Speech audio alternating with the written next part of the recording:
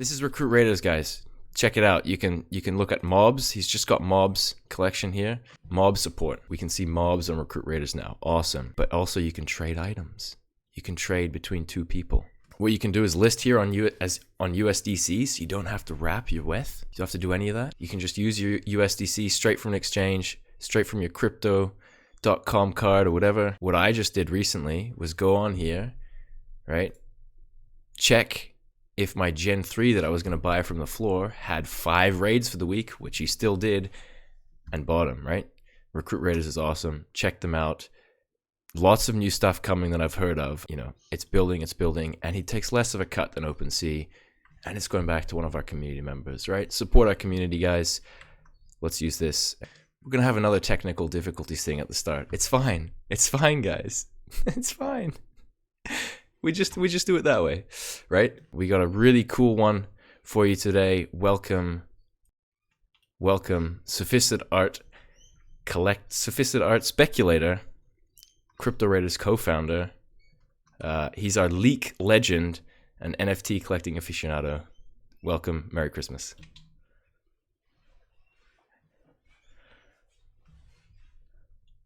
Love the name. I'm a big Zach Galifianakis fan.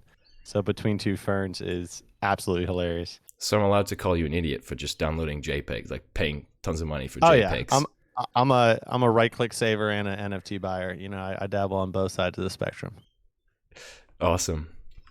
Well, so first up, you've kind of slipped under the radar for me. Like when I joined the Discord, I was like talking to Tyrael, PMing Tyrael, you know, the meme started, talking to Rye Guy. But I felt like, oh, who's this guy SAS? Like he's always posting and I'm asleep. Like I'm always asleep because I'm in Australia. And we never got to interact. And you had all this really cool stuff to say. And your Twitter is full of amazing insight as well. Tell us a bit about yourself, how you got into the Crypto Raiders team, your relationship to, you know, Tyrael and Excalibur and the rest of the co-founders and yeah, where you started this journey. Yeah, most definitely. So I took a similar route into crypto, like a lot of people out there. I knew about crypto for years, watched it closely in 2017, never got into it, but actually got into it in 2020 when we had the, you know, big stock market collapse and all the money printing. I think that got a lot of people to like really take crypto seriously, including me, but mostly just did crypto trading until January, got into NFTs and absolutely fell in love. And have just been grinding NFTs nonstop ever since. Okay, well, I'll just take that thought. Grinding NFTs. Yes. So someone who's a new, how do you grind NFTs? Yeah, I'm using a gamer term for it, but basically I you know, bought, sold, flipped, traded NFTs and turned it into a full-time job. Wow. And then yeah, I started I was consulting on another NFT project, and got an understanding of how NFT projects are run, and you know how they're, you know, how to raise money with them to do cool things, build cool projects, and Dave and some other people looped me in and introduced me to Excalibur and Tyrael. And that's what really started my Crypto Raiders journey with them. So Tyrael's been in the NFT space for a good amount of time this year. And Excalibur, this was his, you know, first foray into the NFT space, but it's been an absolute wild journey. It's from the beginning of Crypto Raiders. And just really exciting to see where we've taken it as a team. So going back to the start, we'll get to the future in a little bit. I'm sure everyone's excited for that. But what made it so wild? Like, was it just that you know you guys just came together, you didn't know exactly what you were gonna do, but you knew what you wanted to kind of achieve, and building that's just been crazy. Is yeah, exactly. I mean, for us. See, right now everything's about NFT games. Not everything, right? But it's super trendy, right? When we were, you know, formulating this back in June, it really wasn't as big of a, you know, like a trend as you're seeing it now, right? We had Axie Infinity, we had Zed Run, we had, other games kind of starting to pop up, but we still felt very early just to come in on the game space. And we saw a lot of NFT projects out there. And, at the end of the day, there's just not that much interesting stuff going on. They're maybe raising with exciting art and promises, but we hadn't seen, actual like execution and fast execution to build out a game and to build out an ecosystem. So our thought process was we're gonna launch this as an idea, and that's essentially what we did, right? An idea with like a very small working prototype, and see if we can get enough people interested in this project. And it was a smashing success in terms of the amount of people that were interested early on, and that gave us the conviction to really dig in deep and build Crypto Raiders into what it is today. And it's one of those kind of, I know it sounds cliche, but like the stars aligned in a sense, where just everything is kind of clicking in terms of the talent that we're hiring, the new ideas that are coming up, how quickly we're pivoting and testing out new things. It's really exciting, and I think that the energy from the community is a big part of it. When we hire people at Crypto Raiders, and then they, like 2 weeks in, there's just an energy that they exude that I've never seen before in my business career. Because I think that you have to think about so many people in the world, they're detached from what they're doing, right? They're working on something, but if you're working for a corporation, you may not even know what your work is being done for, right? Or you may not even, you could be an artist and have no idea, no connection with the audience that's enjoying your art, right? And like, take a look at Ken. Ken gets to see appreciation for his art. He gets to share things. He gets to, there's a unique energy to that, that's made us be able to recruit a really strong team and execute a very fun roadmap. Yeah, and I think we've said this basically in the previous 2 episodes as well. The community is just so incredible, and you just said it then. But the fact that the devs and the hiring you've done, they all feel like they're part of that community. I mean, it goes both ways. It must be amazing for you guys, number one, but it's incredible for us, right, as well. So I am so grateful that we can do these kinds of things and have these talks, right? And Tyrell's in chat like spamming, I'm gonna wreck you guys with my candy cane when I get it in duels, like I'm gonna slap you around. If Tyrell beats you in a duel, you have a bad build, right? Yeah, well, yeah, I guess I could just go hide in shame then. It's the reason I haven't qualified for the alpha, but anyway. No, that's incredible, man. And I know like all the work that's gone in from that launch, like you it's just a different game now. You just can't tell it's the same thing. Like the core idea is there, but everything has come such a long way, and in really what's not that long an amount of time, right? It's a pretty short amount of time for everything that's happened. Yeah, I mean it's been what, like 6 months. I think we're coming around like 6 months when we first launched the NFTs on OpenSea. I mean, a lot of people don't even know. Remember, we had to do the whole port from L1 to L2, all sorts of craziness along the way. But when I still look at the game, like there's just so much that I want us to add so quickly. And we're doing a great job shipping, but I really believe in the next month we're going to evolve the game to a whole new level, and I'm really excited with that. The talent tree system and the skill system, the ability system that we're going to be integrating in the next month is going to turn it from, because let's be honest, right now it's really you have 2 options. You click attack or you click your rune if you haven't clicked your rune, and if you've clicked your rune, you click attack. That's what the game is right now. We're very aware of it. We've progressed, very quickly, but we're not satisfied with that. And so the talent tree system and the ability system is going to turn it into add some real strategic depth to the game. And then we have a new gameplay type coming out in January as well that I'm very excited about. And that's in addition to just continuing forward with all of the awesome initiatives that we have in place already. So Nat's working on some economic, farming things that people are going to be able to do. That's really Pickles? exciting. And, Pickle yeah, farms? What? there may be pickle farms one day. Oh, Uh, guys. we'll see. We'll see. It's not the first farm, but there's going to be a lot of different things that you can farm. And then, of course, we have the Duels Invitational coming up tomorrow, the alpha for 10K. We've already announced that the beta tournament is going to be a 50K prize pool. Wow. So, Yep. yeah, it's going to be absolutely massive. We're talking people are going to, first place is going to be walking home with at least $15,000 or something like that. And That's amazing. That's incredible. Yeah. Yeah. And so, and what I'm excited is that the Duels tournament is going to be paired with this new talent tree ability system. So we're going to see, I think duels are going to explode just with the strategic depth and like understanding like what you need to do to, counter different builds, because there's going to be 6 classes, but the hybrid classes can go 2 routes.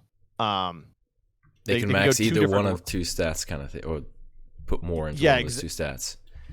Exactly. So how it works basically is that you're able to go into strength, agility, or intelligence like branches, right? And when you work down those branches, you're going to hit a strength talent or an agility talent or an intelligence talent, right? And that ability. Yeah, it's going to be an ability. Yeah. And these base abilities are going to be the smaller, potentially more frequently used abilities. So how the system's going to work is every time you land a hat, you're basically every time you land a hit, you're going to generate hat's confirmed. Freudian slip. Hat's confirmed, right? You're going to generate 1 energy point, right? Yeah. And these base abilities, the base int, strength, agility abilities, they're going to cost anywhere between 2 or 3 combo points, right? And they're going to do something. But then when you go further down the talent tree branch, then you hit your class ability, right? And so there's 1 class ability for each of the 6 classes. So it's like a specialist. Exactly. Yeah. And that will cost like 3 or 4 energy. It'll be a more powerful move. So now there's all sorts of options, right? Do you like attack, and just spam your base ability? Or do you like save up for your class ability? Or do you like really stack your energy bar and try to go for like a bash combo with your class ability and then follow up with like your strength, your base ability? So I think that's going to add so much depth to the game. And since how the talent tree branches is essentially you're going to go up against a paladin. All paladins will have the same paladin class ability, right? But paladins can either go through the strength tree or the intelligence tree. So when you see that you're facing a paladin, you have to find out, like, is this more of a, damage heal paladin, or is this more of a tanky paladin? And you're going to know that by just, getting a feel for how tanky they are with your hits, but then also, okay, what's their talent ability? So you see them hit with the strength ability. You're like, okay, this is a strength paladin. I need to operate this way, versus maybe you play against an int paladin a little bit differently. And when you layer consumables on top of that, now we have a game. I'm getting so excited because your enthusiasm and excitement for this is incredible. Like you, this is so awesome. And like you said, it's going to add depth, but you feel like you're adding more options, which is more choice, right? And that ability to choose becomes a really cool dynamic for the game. So like you said, when you choose to use this spell, this ability, charge up for your specialist one, I mean, duels becomes much more alive with that. And I feel like not just duels, but just raiding in general, builds, everything. It's just, it's so exciting. Holy crap. Yeah. And I just need a second, I think. Yeah. Right. And these abilities aren't set in stone, but just to give you like an idea of like what we're playing around with. Guys, he's brought up the page. Look. Yeah. So I did bring up you saw the white light. Yeah. Here we go, guys. Yeah, so like these are just what we're playing around with like right now. Like all of these things have to be tweaked. You may not see these things actually turn into like what you like. You basically, this is not set in stone, right? But I'm excited to share with you like what we're thinking, right? So like for the strength talent, it's going to look like something like potentially a sure strike, so it's a guaranteed hit with a little bit of a damage multiplier. Agility may have something like a backstab, which is normal damage, chance to hit, but you have like a significantly higher, maybe plus 50% to crit. That one probably needs some work more than the other ones. And then an intelligence talent, which potentially could be missiles, where it's 3 separate attacks, like, but they're smaller attacks, but like one's for 30%, one's for 40%, one's maybe for 50%. Each of those individual attacks have a chance to miss, but also have a chance to crit. And then if all 3 hit, there's a damage multiplier on the last hit. Yeah. Exactly. Wow. And then warrior talent, we're playing around with a ability called phalanx, where the next enemy attack is reflected, and that like stays as a charge. Like the enemy has to attack you to get through that.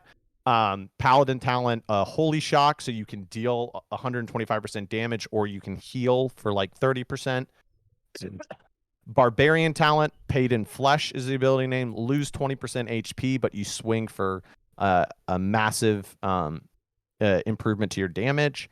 That is a cool one. Yeah, wizard talent. Yes, you can see like a barbarian just taking their HP down, but now he's gone berserker. He's gone berserker. Wizard talent. This one may need some work, but transmorph, so you turn your enemy into like a frog or maybe a pickle. And they can't attack or use abilities for like 2 or 3 turns or until damage is taken. So basically, like a wizard could use that to take that time then to like pop their ice block for free, right? And then could maybe pop a consumable, and then they go in with a combo on you or something like that. That one, once again, all of these may just need to be worked around, but these are just to give you an idea of what we're thinking of. Rogue talent would be like a stun, so the opponent wouldn't be able to attack for 2 turns. So you'd stun them, and that next turn you'd be able to go in with a backstab or a normal strike, and then 3rd turn they'd be able to do something. And then I love the druid talent, regrowth. So you would heal for 20%, but then also heal for like another 20% over 3 turns or something like that. So that's what we're looking at right now for the abilities.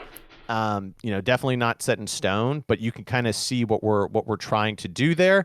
And just to give you those examples, so like let's say you're going up against a paladin, right? The paladin has holy shock, so they that they can hit you with a high damage hit, or they can use that to heal themselves. But what you'll have to figure out, and I'm sure in duels you'll have a good idea of what your opponent's running, but you'll have to know, is that paladin intelligence built where they have the missile attack, right? Or are they leaning strength where they have the sure strike and they're just going to try to ground pound you? So that's what we're working on. Really excited to get that out the door, because I think that really makes it an exciting game. And then you can see, of course, intentionally we have 2 healing classes, paladins and druids. And you can think of them, if they go down the intelligence branch, you can think of them as, main healers. And then if they go down, the druid goes down agility, or the paladin goes down strength. Now you have your off tank paladin, you have your off DPS, like, off heal druid. And that sets up for like really exciting PvE experiences that we want to do down the road.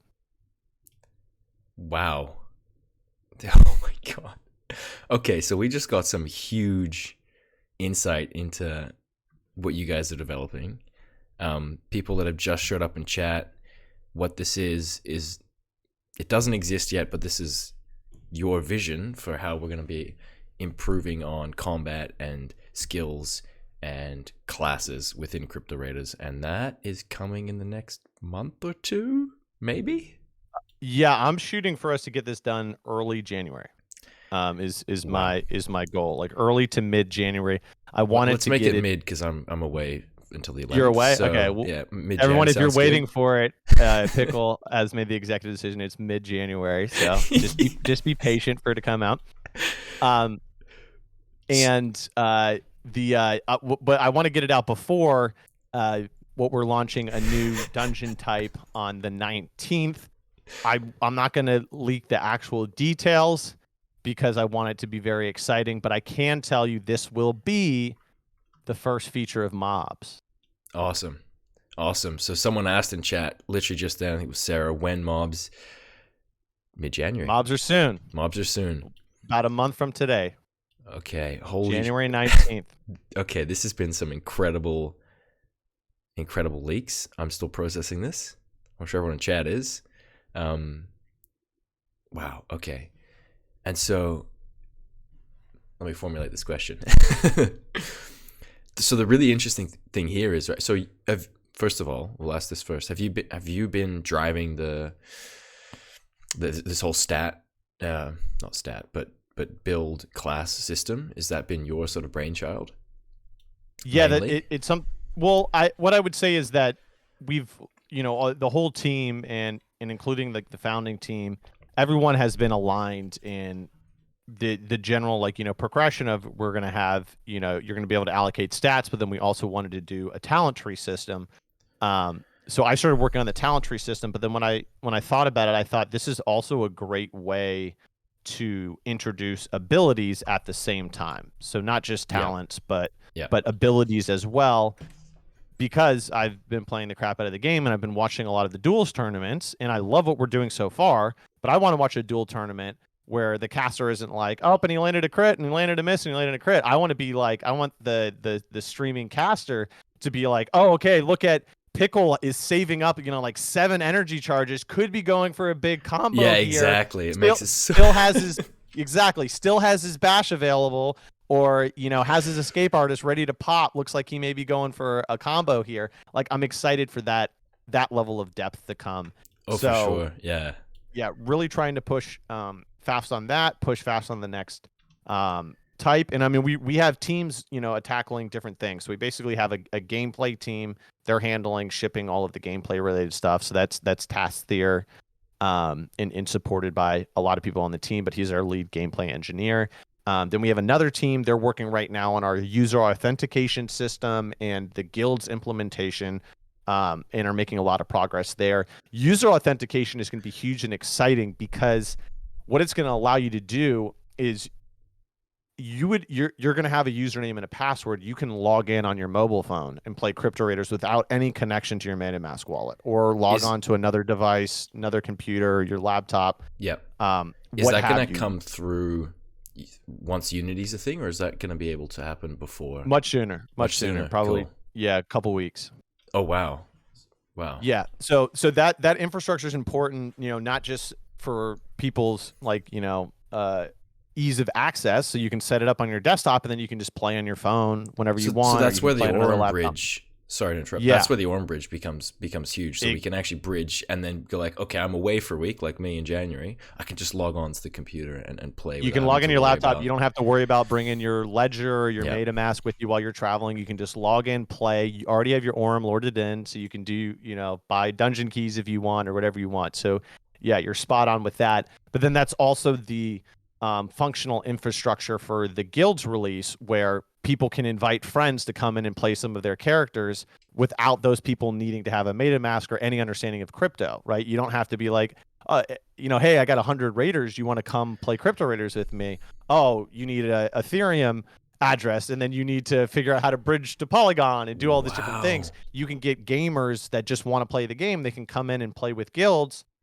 All they need is a username and a login. They don't control any of the assets. They don't need a MetaMask wallet set up. But our philosophy is if we make it easier for people just to get friends and all sorts of people in playing the game, then it's a much easier ask to get those people to learn about crypto and NFTs. So once they've gone and they've used, say, like, one of Helvy's 200 guild raiders, and they've gone and earned like 20% of the raids or whatever number it is. I guess the guilds could set that. They're like, holy shit, I've got this currency that I could actually extract and get in fiat and use in the real world. How do I, and then like you said, you onboard them into crypto and they figure that out. Exactly. And there's all sorts of cool things that we can do with, like, the beta version of guilds. There'll be like a sliding scale where a guild master can set rewards. So you could have your friends come in and play, and they could just get 50% of the Orem rewards that they earn, just like drops in their wallet. You get 50%, and you didn't have to play, and manage your all of your raiders. And then, as you said, that can kind of give new players a way to access finally getting a raider. They can just go play for a guild, save up enough Orem, go buy a raider, and they're in the game now with one of their own characters. So we're excited about that. There's also more implementation that we want to do with guilds. Guilds is not exclusively supposed to be like a scholarship program. We also want actual gaming guilds, right? Where they're Awesome. That was coming my in. next question. Yeah. Yeah. Yeah. And like you have a shared loot system, and maybe you have people that raid PvE, and then maybe you have people that focus on crafting and disenchanting in your guild, right? Or you just have these guilds that they're like super elite 20-man, PvE dungeons. So you load in and you grab, all the potions and consumables you need out of the guild wallet, and you go into the 20-man PvE dungeon with them. And this is like a top end, like, so They're we're like the basically mythic trying to mob make. boss, right? Yeah. Exactly. So we're trying to make it like a multifaceted system where it's for people that want to do scholarship programs, it's for people that just want to have a guild with friends and let their friends play characters, and then also for like legit gaming guilds that are trying to accomplish things as a group, as a unit. So we're trying to tackle Amazing. all of those different use cases with this one product. Okay. That's so okay. This is so incredible. So, and I guess, so my question from here is on that incredible alpha, these incredible ideas, it's still going to be happening in real time, like it's always been. You're going to release something, you're going to iterate, you're going to help the community improve it, and it's just going to get better and better that way. And that's Exactly. not And if you change, notice, right? that's not going to change. And we're launching a lot of things as alphas intentionally, because a lot of the great ideas from this game have come from the community, and a lot of the decisions that we've made have been shaped by community feedback. So when we get guilds alpha in, we get to see the community use it in all of their use cases. And Helvi and Tina may think a certain feature is really important. Someone else may have another idea for something. We can shape all of that and then come up with like the beta version for guilds. And we'll be doing the same thing with duels and all of that. So as you can imagine, with all these different initiatives going on, I'm confident we're gonna be able to hit them with our existing team. But the vision even past that is so much bigger that we're going on another hiring spree right now, which I'm Oh wow. very excited about. Yeah, so we're beefing up the team. We're going to try to get a director or a senior game economy designer. We're going to get a another gameplay engineer, so we can start continuing to ship things faster and faster there. We're going to get a data analyst, and then we're going to get another pixel artist to beef up our artist team. It's actually wild. Our artist team is up to 4 people now, so Wow, this so will take Ken's it up got to a whole 5. team. Ken's got a whole team. Yeah, Ken's the director of art on the team, so he's doing a lot of the art himself, but he's also directing and shaping the vision for the team of all the different assets and things that we need to accomplish what we want to accomplish. So really excited about continuing to beef up that team, because we're going to be able to get more art out. We're going to be able to do more marketing trailers and cool like promotional videos and I just all got sorts of things. Crypto Raiders in my head Crypto now. Raiders. Oh my god! Exactly. Holy, dude, this is awesome. It's actually, and it's a credit to you guys, because the success is coming from your dedication, but also your, I guess, the idea that you're holding on to. You've done such a good job at sticking and staying true to that idea of what you want to build, and not letting any FUD or naysayers or the markets or whatever take you back, knock you down. Definitely. And I like know you that said, we've the been a little community. aggressive. Yeah. Go ahead. Sorry. No, yeah, I mean, the community ideas have been awesome. Like some of these threads that you read, it's like, So good. how do you think of that? Like, and that's well, and the some true of the community beauty of like having that. third party things too. Like, have you seen the third party, like the thing where you can see how good your roll is, like Yeah, your item roll, that yeah. new third The party Chrome add-on. extension that came out? Yeah, Oh, that's so cool to see. You know what I yeah, mean? That melts my heart in like such a cool way, that like, because that's what I used all that stuff when I played World of Warcraft back in the day. You know what I mean? right. I was Yeah, on Wowhead and I was using tooltips and like add-ons and stuff like that. So to see the same thing happening with our game is so exciting. And yeah, I'm so excited for 2022. I think that by the time we get to our 1-year anniversary next year, the game's going to be at an incredible place, and we'll still just be getting started. wow. Yeah. So literally, we're still early, guys. Like so early. So anyone in chat who's here, you guys have just got some epic alpha. Start sweeping mob floor. If you're poor like me, I guess rip. So we got mobs, soon. We got new dungeon soon. The Christmas dungeon, has been absolutely amazing. Yeah, the team just knocked that out of the ballpark. And the great thing is that, you know, the team is just taking initiative on things that are important and that we need to do and progress. So, but it feels like you've got all these short-term plans, right? You've got Christmas coming up, do this event, and I think you mentioned before, like, you've got all these things happening, but at the same time, you still got the long-term vision, and it's all building towards that. And no matter how hectic it gets, it's still very much, you know, just keep building what we want, keep building what we envision, and just keep delivering. And you do. Yeah. And I know that, like, you know, some things haven't been coming around as quickly as we have maybe, you know, given on our initial dates. Like, I'm pretty sure I said, or someone on the team said, that we're going to get guilds by November. Obviously, that has long passed. You know, we're going to miss deadlines. We're going to have to shift priorities around. But, like, at the end of the day, I can guarantee you that whatever decision we're making, it's for, like, the best interests of the community in the game. And that's why we're, like, shifting things around. Like, I know people really want gear NFTs, and that's definitely a priority. We prioritized getting the Orin Bridge and then having that on and off chain interaction going first, and that's actually a key mechanic to getting gear NFTs out there. But we also want to make sure that we carefully understand what's going to happen economically when we enable gear NFTs. You really got to think about, right, how all of the ways that that's going to impact the economy.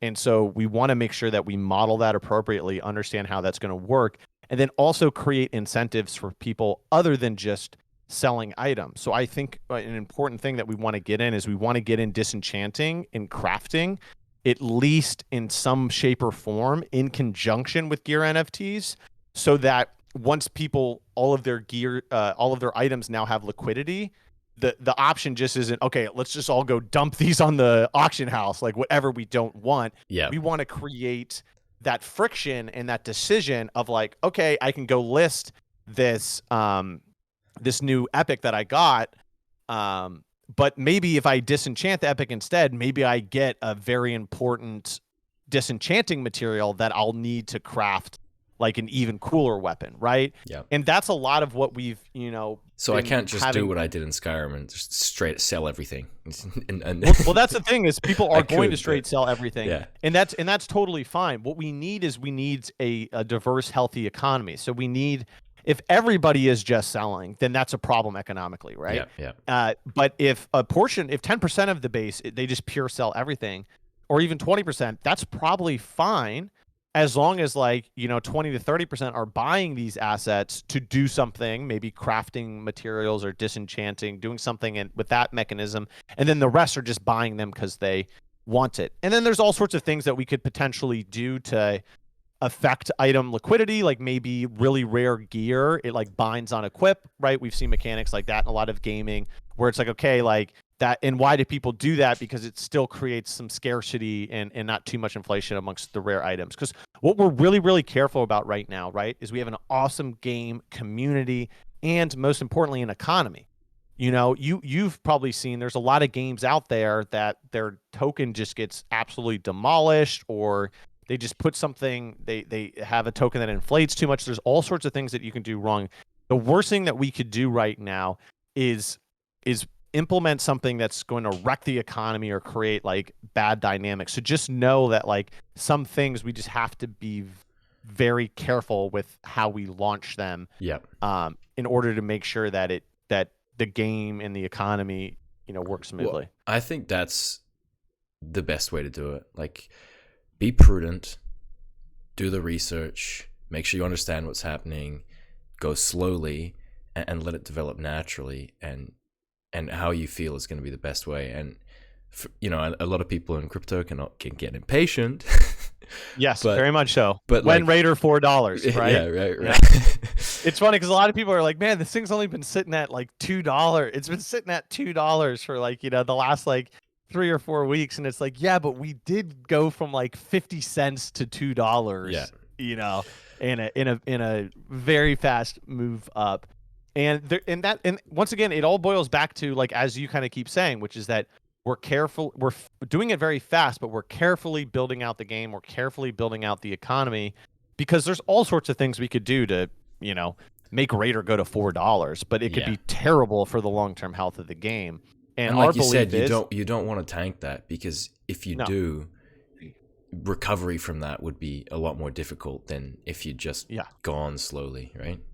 Yeah, and I think the catalysts, some of I haven't, mentioned to you, but the catalysts over the next month are going to do great things for our community and our game. Like I think everybody that's been a supporter is going to be very happy January 19th with just the things that I've talked about, the things that I unfortunately can't talk about. I'm a leaker, so I'd love to tell you everything, but so after the show we can stay in call for a bit.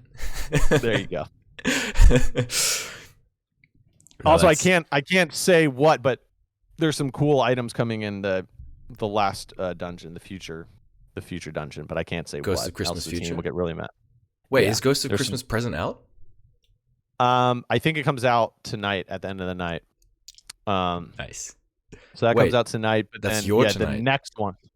That's my today. Yeah. That's my today. Yeah, your Sweet. today. Yeah, so it should come out today. The present one, and then future comes out however many days after that. That one's gonna have some really good loot in it. So awesome. get excited for that. Awesome. Right guy saying, "Don't tell us. That's too much of a leak." I won't. That's what happens on he the knows. Pickle He Jar, knows guys. because I want to. I want to, but I'm not going to. Nah, some things in life man. need to be a surprise, right? I love it. Yeah. There's something special. You can tell people a cool item and they're going to be excited about it, but I don't think there's anything cooler than no one knowing about it and the first person drops in general chat that they got something, and everyone's just going bananas. Everyone's like, oh I'm my using God, 2,000 orm to find this. Exactly. I'm finding this instantly. I'm finding this right now. That's awesome. So what do you think about the idea that I had on stream yesterday? This is just a random shitty question. Yeah.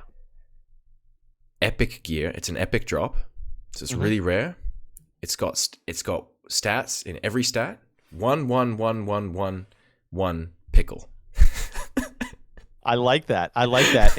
In Pickle, what we'll do is we'll hard code in like Pickles like plus 9,000 to damage. So no one will equip it, so they'll be like, this thing sucks. But it's got this Easter egg. We'll just go and absolutely demolish. Hell yeah.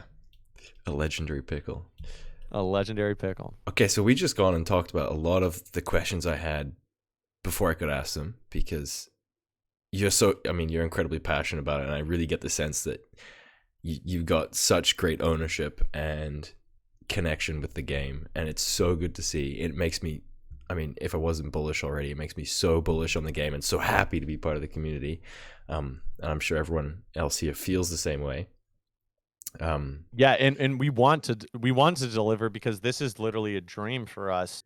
I think that some people out there don't fully appreciate, the opportunity that like the community has graced us with, which is giving us the ability to try to build something awesome. And so for me personally, what I've told myself and I've told my wife and everybody around me, I said, I'm doing this guaranteed for the next 2 to 3 years. I don't even care if there's not a single player 2 years from now. I'll still be building it until there's $0 left in the treasury. But I know that's not going to happen. I know that how we're pushing and how we're grinding, we're going to grow this into something truly incredible. But like, literally, I can't stop working on this thing. I love it.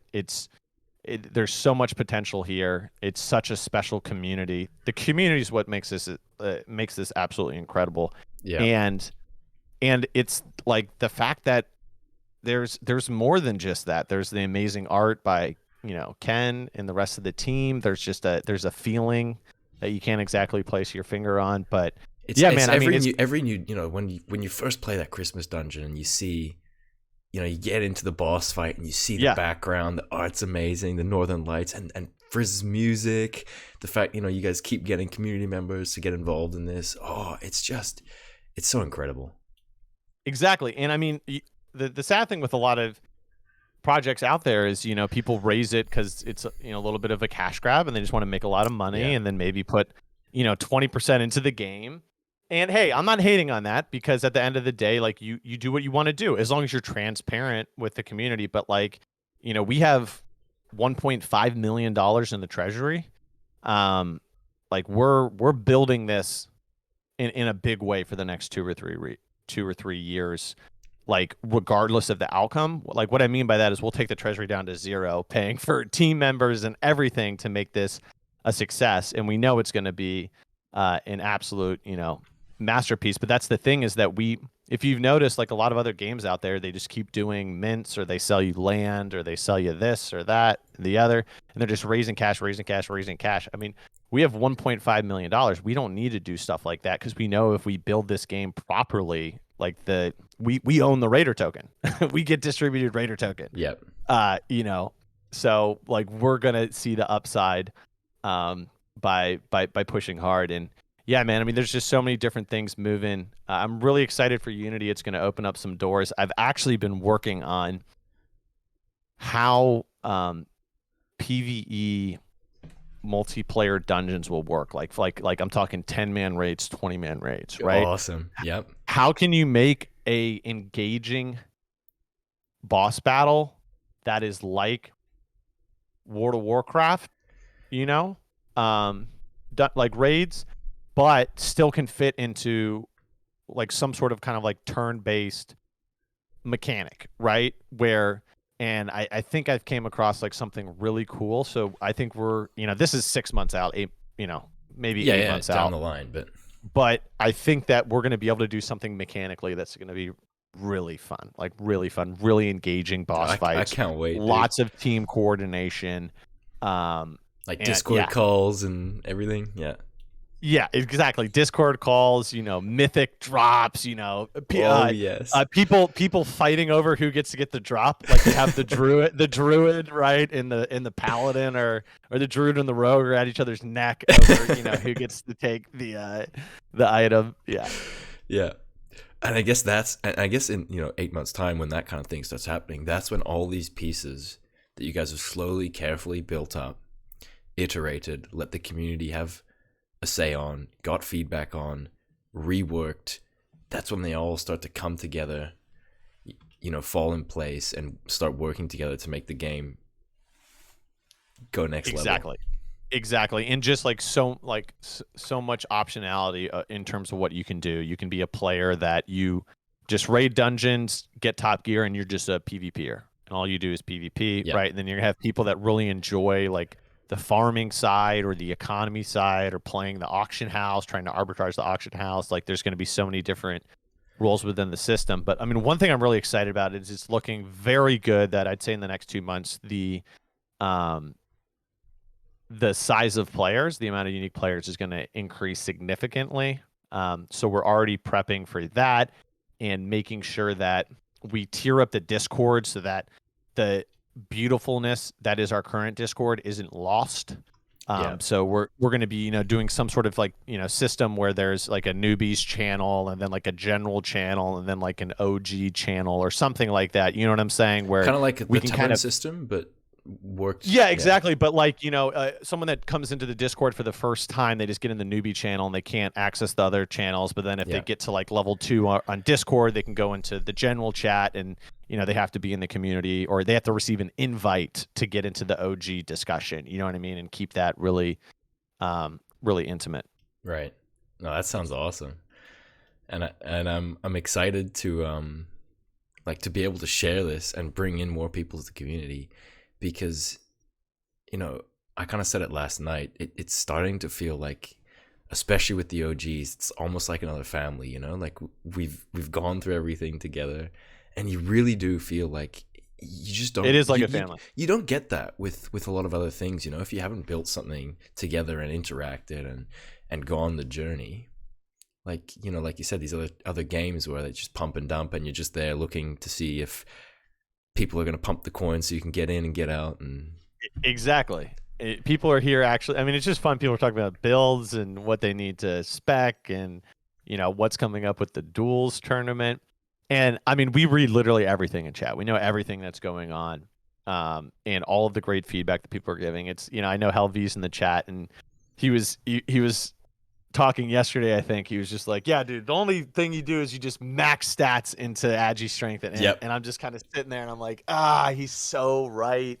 He's so right, and I'm so frustrated that like I can't like click a button and just pay to instantly have what we're going to do to fix that like into the game. But it's going to take a couple more weeks to get it into the game.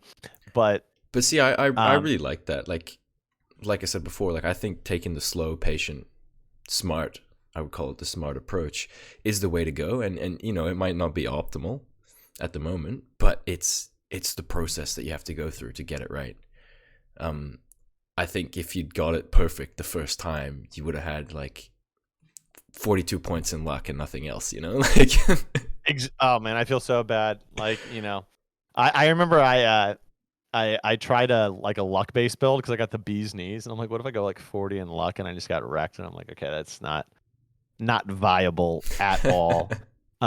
Yeah, so I mean, there's still a ton of work. Like the talent tree system and the ability system is going to be huge, but then there's still work that we have to do on just the core stats and how they work and how they're functional. Because I don't just want the talent tree and ability layer to be awesome. I also want there to be optionality in decision making on the stat side as well, where like you can have a warrior, right, which is just like a strength maxi, but then maybe you have a warrior that on the skill side they go 50-50 strength and agility, right? So then it's just a warrior with a little less tankiness and a little bit more damage, right? But when you play that across 9 different builds, if each of those builds maybe have 2 or 3 like flavors that they can do with the skills themselves, like now we have a lot of variability. We have like almost like 27 unique viable builds. And of course there'll always be balance issues, right? I know when we launch the talent tree, there's that's gaming, right? So that's gaming. Yeah. There's going to be that one just cringe OP class that's just like, he finds the legendary weapon and it pairs perfectly with Exactly. He's just, regrowthing and just spam attacking you. He this won't druid die. Can't take that. He won't die, this bastard. I'm not critting for anything. But I think like we said that with Tyrell before, that creates some awesome moments because when the really rare items are really rare and they find that perfect build, they get this kind of legendary status in the community, and that just builds more hype and like mystique and hype. Totally.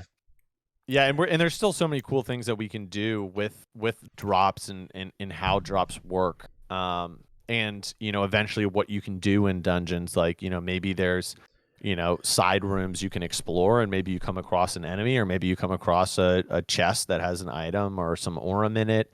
That's been one of the coolest ideas that I think has been floating around for a long time. Like that, do I go through this door or this door? So you got choices within the dungeon and then choices within the fight on what to use when.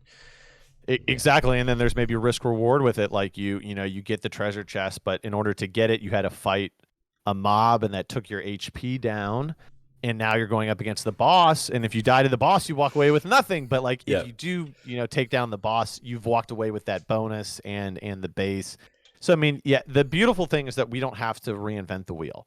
We get to stand on the shoulders of giants in terms of just all of the great games out there: RuneScape, World of Warcraft, Path of Exile, Albion Online. Like, well, as a team we've listened to just countless hours of podcasts from like the game designers behind these games and the owners of these games, and just like understanding all sorts of things. So like really, we kind of all say this, it's like this is like our game to fuck up, like not to succeed. like the path to success is like clear. Like it's basically it's on us not to just do something stupid that just really tanks the game. Exactly. Yeah, this is the slowest rug ever. I still remember the first few days of Discord. People were like, one rug. It's actually funny because I went back to like our original Medium post, and that's probably one of the ruggiest Medium posts that I've ever seen in my life. Like, it's not great. It's not a visually exciting document, or a document that makes you think.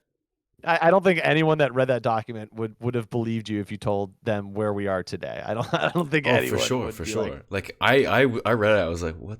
Yeah, but then the art was what basically sold me, and that was before the rework, right? I was like, this looks so much nostalgia. It's awesome. Like I remember some people didn't like the rework at first. They were like, and that's just funny because it shows, how attached people can get to things like that quickly. You know, we'd only had that original art for like 2 weeks before Ken came on board. I mean, Ken was we've just had so many people that have been instrumental. Literally every addition to the team has been instrumental. But like what I mean by like, you know, the stars aligning is you know, like getting Ken on the team.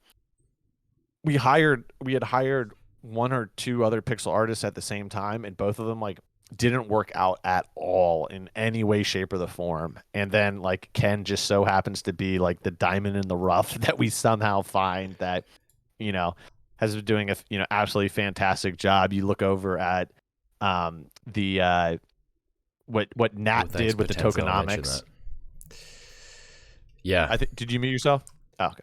No, I just said something to chat. But you're okay, right. Cool. Like, I really want to talk to Nat as well on this, because like the tokenomics, like I would love to understand more about how his mind works and thinks about that, because it feels like the economy of the game, same thing, same like you said, the whole team, slow, steady, smart approach, so amazing.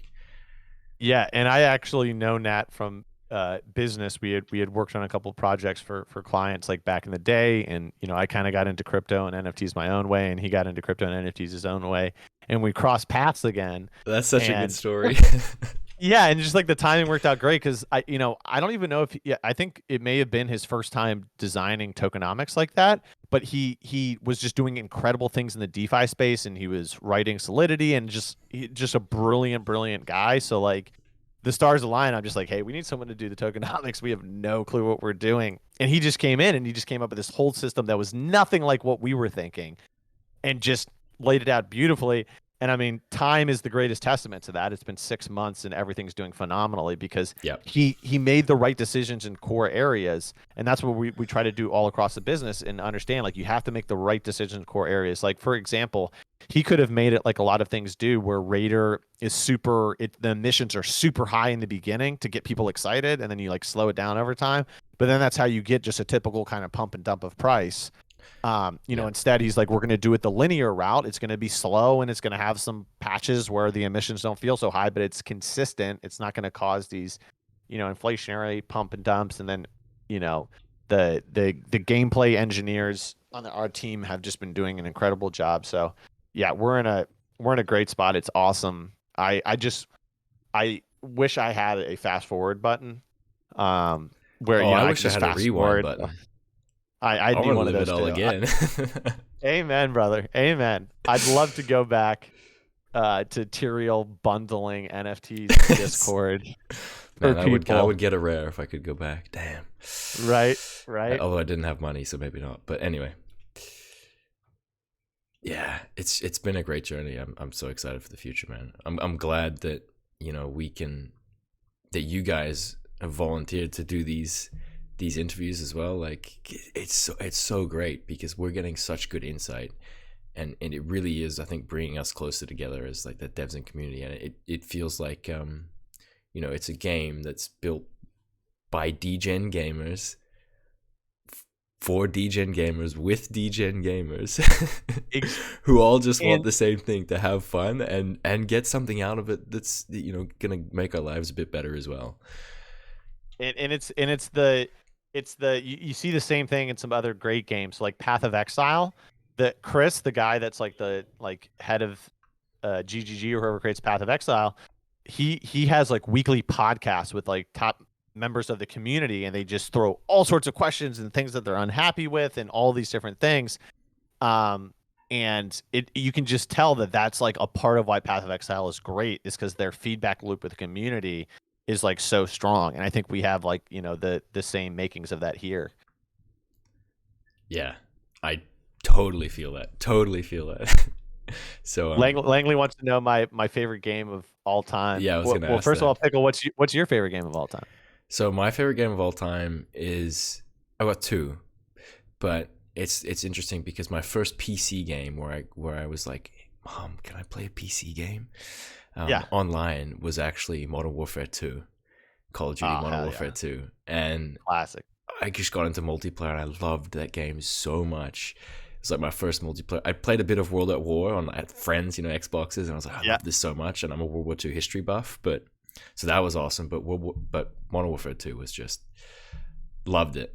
And before that was Zelda Minish Cap, which is actually where some of the nostalgia for this game came in. Yeah. GBA, like, yeah. Love it. Great picks. Yeah, my number one I think has to be World of Warcraft. Just I knew he was gonna say it. The just amount the way you talk of about years it, that I put into the game, and just the feeling, man, just like the feeling that game gave me is like something that no other games could give. Just in like the excitement and the energy of like I can close my eyes and remember the first time going into Molten Core, and you go into Molten Core, right, and you're just sitting in that. You can't see out like the little like kind of rock entrance. You're just like sitting in that little like lobby area, and you're like everyone's like buffing you up, and I just remember being so nervous of like what's around the corner. All that game was so good. But I'll give you like an unusual number two, and it would be Habbo Hotel. I played Habbo Hotel when I was like 12 years old. I've never, yeah. It's like this kind of like social experience game, kind of sort of maybe like a Club Penguin, but basically you'd go into these rooms that people owned, and you could like hang out and talk and trade and do all these different things. But it was all based around like furniture, and you would buy like furniture to like stack out your room. But then they also had like casinos where you go like gamble furniture, because they had these like dice roller pieces of furniture. And as like my brothers and I, we like amassed a fortune in Habbo Hotel from nothing, because our mom refused to give us the $5 a month for like the premium membership. So we just had to grind like from the bottom, and we ended up getting such a stack that we were able to like take that money and sell it on eBay when we were like 12 years old. We sold like $300 of Habbo Hotel furniture on eBay. And I remember like telling my mom and dad, I was like, you said we'd never make money from this. Well, look, that's like $300 in our PayPal that we made selling this stuff. But I play all sorts of games, man. I played a lot of Dota games. I played a lot of, people are talking in chat about Final Fantasy Tactics, or like Dota Undergrounds, or any of the auto chess variants. Like I've played all these games, and they're all so much fun, and there's so many different ways that we can like draw like inspirations into this game. And I think eventually, and if you look at things like Axie Infinity, they're going down this route too. But like eventually, Crypto Raiders will like be like a family, sort of like League of Legends, in the sense that there may be different game types, right? Or really different things that you can do, but it's all in like the same family structure. But I mean, that'd be that kind of like you start in like your lobby, and you go through that door, and it's like kind of like Star Wars Lego. Like you go through that door, and it's episode 1. You go through that door, and it's like the fishing, crafting. Exactly. Exactly. You go in another door, and it's a card game, like a Crypto Raiders card game or something like that. We're going to be very slow about creating like fundamentally new game methods. That is probably not coming for at least a year, if not maybe 2 years. We really want to be like focused on this core. Yeah, I think that's the way to go. Like just focus on what you guys are doing, and everything else will fall into place, kind of thing, as you go, and as things get better and better and more developed and solidified, really. Totally. Awesome. I don't want to take up too much more of your time, because it's been this was amazing so far. But this was a blast. Let's get another one on the books right after the January 19th dungeon. So if you want to do another one together, like late January. Oh, hell yeah. Be able to go through some of the leaks. Okay, that sounds awesome. We'll organize that. So Between Two Pickles is returning in 2022. Crypto Raiders is getting even better in 2022. Get hyped, get excited. I've got now some cheeky rapid fire questions, and we'll also take a few more questions from chat if you guys in chat have some questions. Since it is the season, what's your favorite Christmas movie? Famous Christmas movie. Favorite. Great question. I a special place in my heart for the Tim Allen Christmas movies. What are those called? There's 3 of them. He's Santa Claus. Yeah. You know what I'm talking about. I know the ones you mean. Yeah. Like the second movie, like they make like a robot version of him, and he like takes over like everything. But then also like nostalgia classic is A Christmas Story. My family, we watch it on like midnight on Christmas Eve, and then we play it like all Christmas Day. Oh, all day. On loop. on loop. Nice. It gets annoying after a while. I usually go to the basement, but My, it's fun for the my first 2 favorite loops. one is "It's a Wonderful Life." That's a classic. It's Absolute just classic. yeah, it's so good. For about 2 weeks afterwards, I'm just humming like "Buffalo Gals, won't you come home tonight?" It's in my head. Yeah. Um. Okay, so you're obviously a super amazing. We had favorite game, but into pop culture, gaming, movies in general, or not? I've watched Dune a stupid amount of Oh, times. really? Yeah, I watched it probably like 4 times when it came out. I absolutely I love haven't seen it yet. that new. I've just read Oh like man, 3 of the books, so it's good, man, and it's really going to awesome. set up for the rest of the series being good. An absolute classic that a lot of people haven't seen, The Great Escape with Steve McQueen. Love that movie. I'm a World War II Love guy. that. And yeah, it's Me such a too. good story, man. Dude, sitting in the cooler with the baseball. I mean, when you hear the baseball sound coming off the walls, like that's Yeah. the motorcycle scene where he's gapping over the barbed wire and he gets like he slides into the last one, gets shot, puts his Yeah. man, great movie. Yeah, that's a classic. Oh man. I'm trying to think now. There's some great World War II films as well. Um okay. Okay. Hell V, do you want a hard question? Yeah, Are good. there more runes planned in future dungeons, and what are they? You know, Can't. Helvy, just you know, Yes or no, are there more? yeah, that's definitely not the only runes that we're doing. There's more Okay, runes coming. we'll take Maybe that. soon, maybe later. We'll see. We'll see what's gonna We'll happen. But definitely take that. yeah, runes are gonna be. It's exciting. Like runes are going to be a very big part of the gameplay, and we're trying to understand and try to balance the difference, like structurally between what runes should be and what abilities should be, I so that actually they have had that chemistry and question. not a lot of overlap. Yeah. So Yeah, that's really interesting because right now runes kind of feel like they're that alpha abilities. of abilities. Yeah. So Exactly, and that's kind of what they were, just to kind of quickly get some abilities yeah. into the system. But now we kind of want to shape runes to be like have a little bit of a different feeling. But what's going to be awesome is since anyone can equip runes, it creates that other layer of variability on top of the talent and ability systems, right? Because you can face a warrior and their abilities would be the same, but if that warrior has ice block versus that warrior has bash versus if that warrior has maybe some new rune that's maybe coming out at some period in time, that's going to change up the gameplay as well. Oh, love the cheeky grin. Yep. Yeah, and then I think we want to make crafting runes a big part of the crafting system that we bring out. Yeah. So that And disenchant and get components to be able to. Yeah. exactly, and Awesome. making like certain runes only craftable, just to add another dynamic there as well.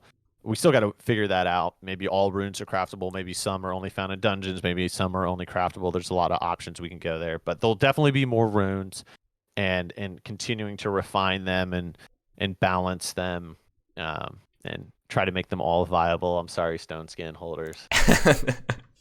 Yep. What's your favorite character raider in the game? Like, just to use, just aesthetically. Great question. Let me think about that. Out of the rares, I love the cyborg, and then out of like the rest of the pool, male elf. I like the male elf. The white elf. Yeah.